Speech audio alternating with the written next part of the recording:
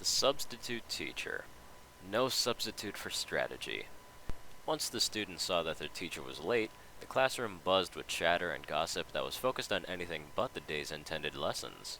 Weekend plans were traded along with the latest predictions of pairings between likely couples.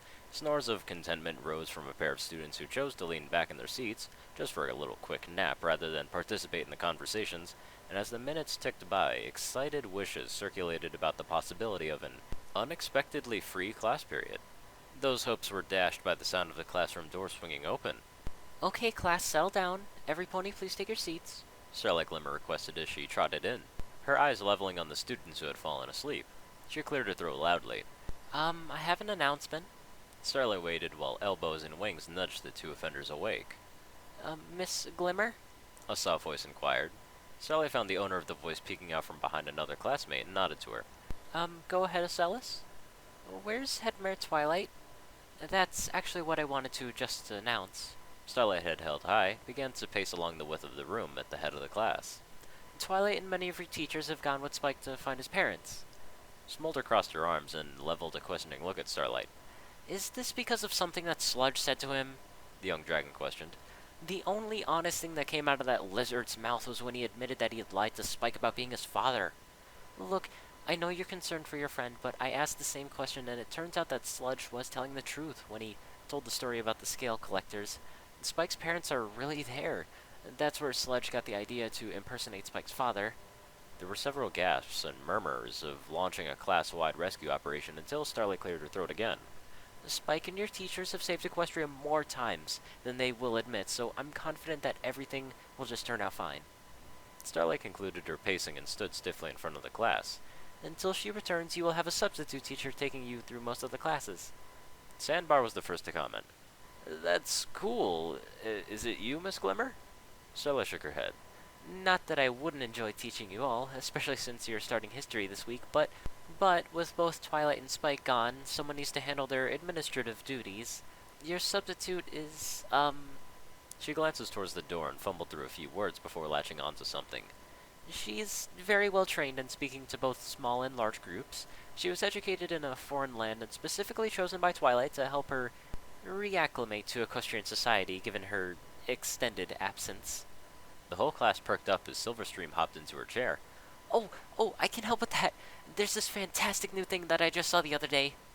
She reached under her desk and raised aloft a small folding stepladder. Portable stairs! I'm not exactly sure that's what Twilight had in mind. Starlight chuckled. But I do know that she expects you all to give your substitute your full attention and cooperation. Yes, Miss Glimmer. The class intoned together. Great. Okay. Starlight shifted her weight from one side to the other and rubbed one leg against another. Give me a moment to speak with your substitute, and I'll send her in. Starlight spun and quickly trotted out the door, calling back over her shoulder. Good luck! The door glowed and shut behind her just as the chatter started up again. Gallus elbowed Sandbar.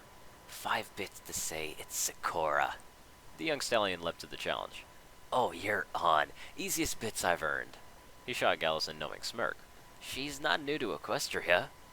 But she is from the Zebraland, so that means she would have gone to school in a foreign place.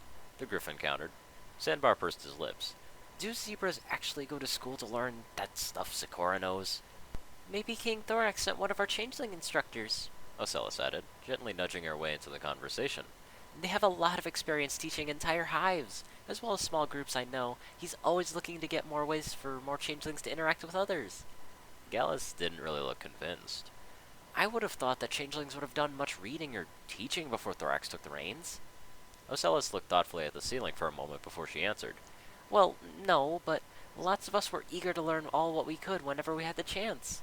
Who it is doesn't matter. Smolder had her feet resting on her desk and her claws behind her head.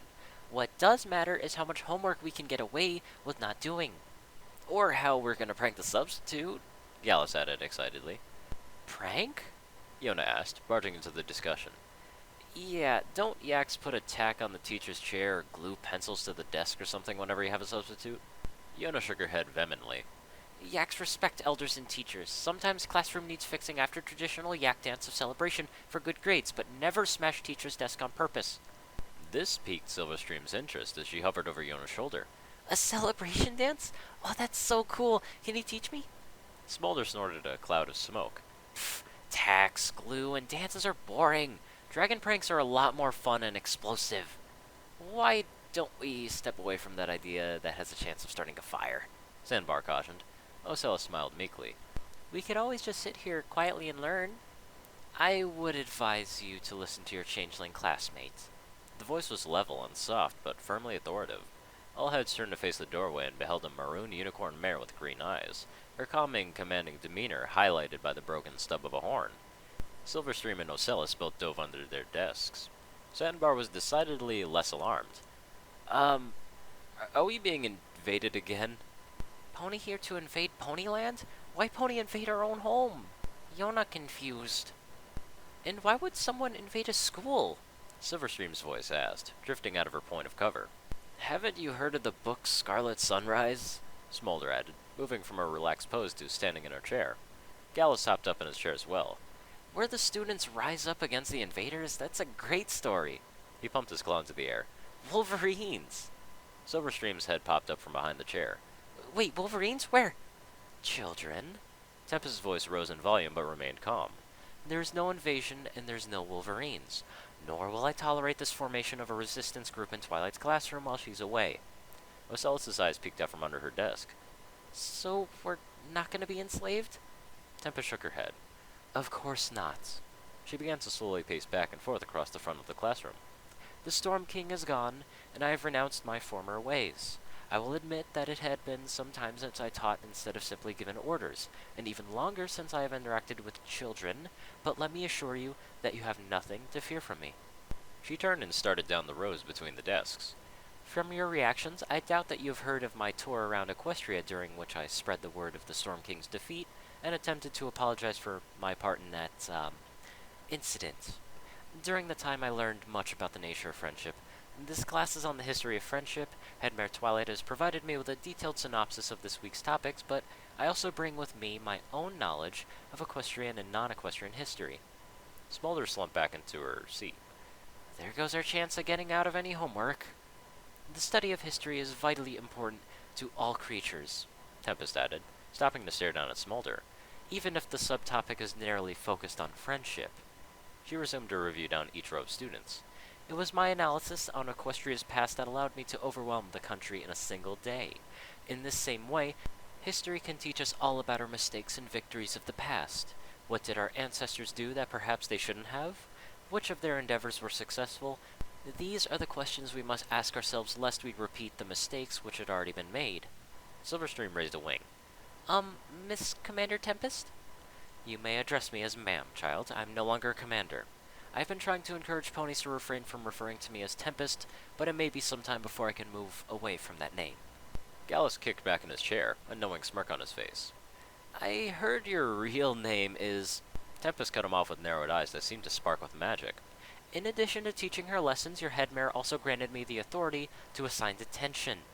She stalked over the griffin and looked down at him, a spark from her shattered horn leaping down to sizzle upon his desk. Among the offenses which I particularly dislike is insubordination. Gallus sat up straight, his smirk now gone. Tempest looked back to the hippogriff. Did you have a question or comment? Nope.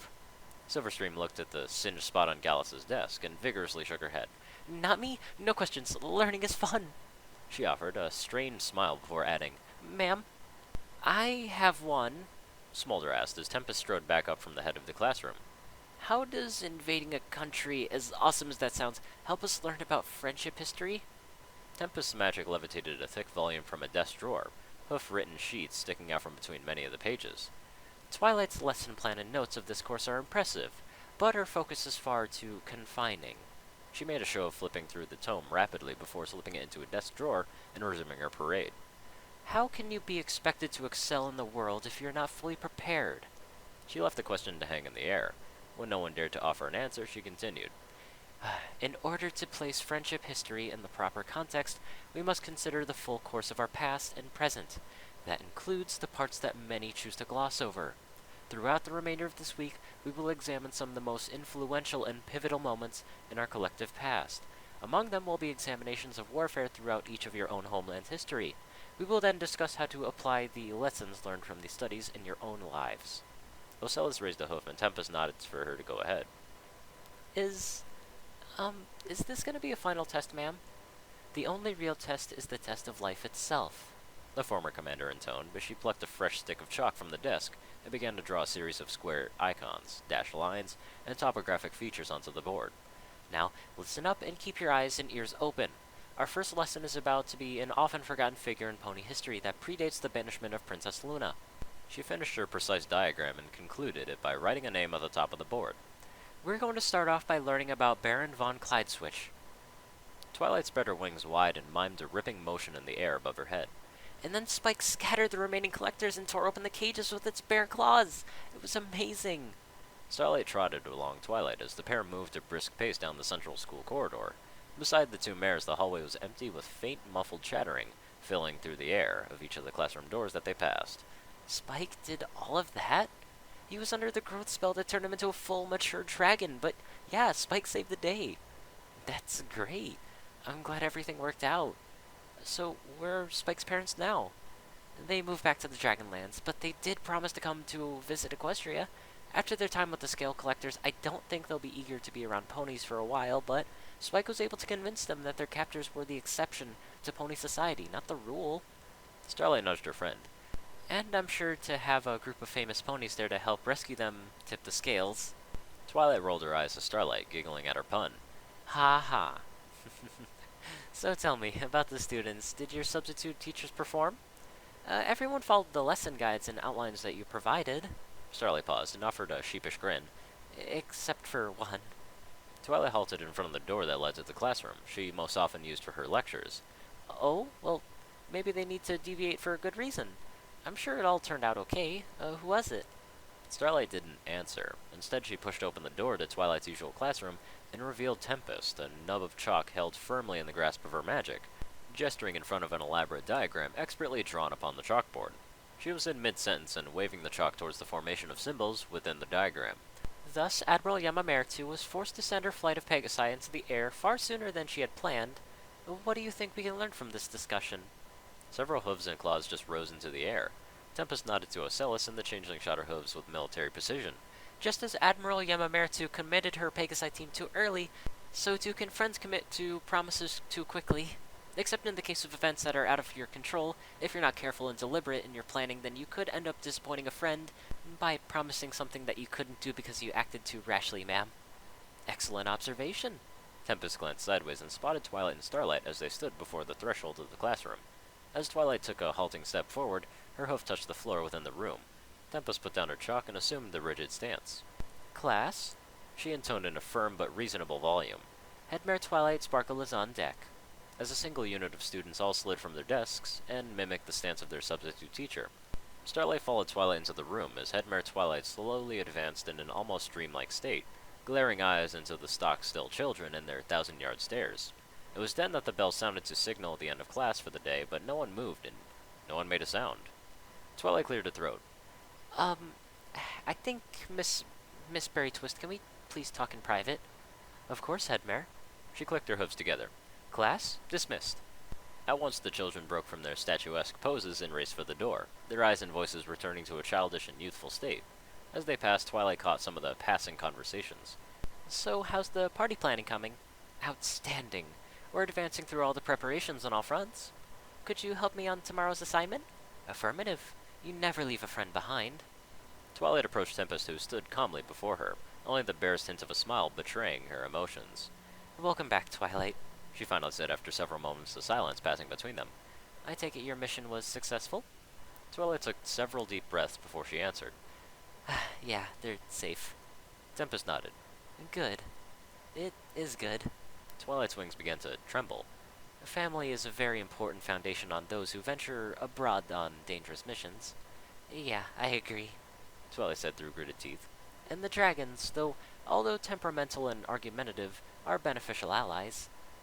That's not how friendship works, Twilight blurted out. She hovered upwards and pointed to the diagram of military formations drawn on the chalkboard. You can't just take all the complexities and turn them into military lessons. She turned and gestured toward the hallway, filling with roaming students. And you certainly can't turn children at this school into your little soldiers. Dropping back down onto the ground, Twilight leveled a slight frown at her chosen substitute. Friendship isn't about tactics and battles. I thought you already learned that already.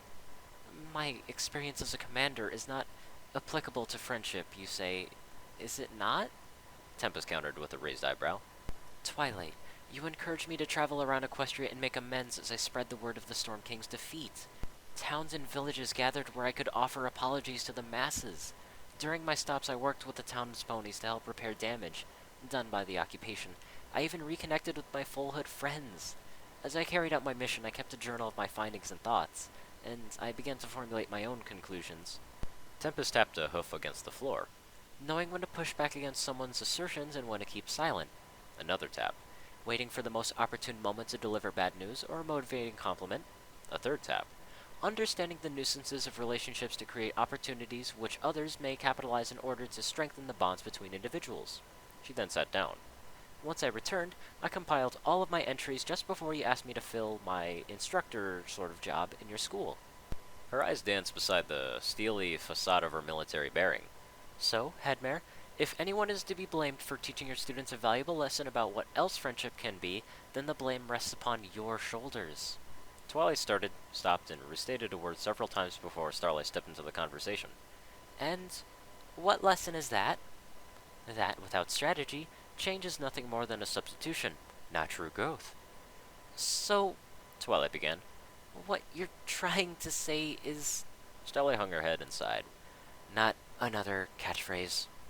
Tempest looked from Twilight to Starlight and then back again before allowing the mirth in her eyes to spread into a small grin as she nodded. Yes, friendship is strategic.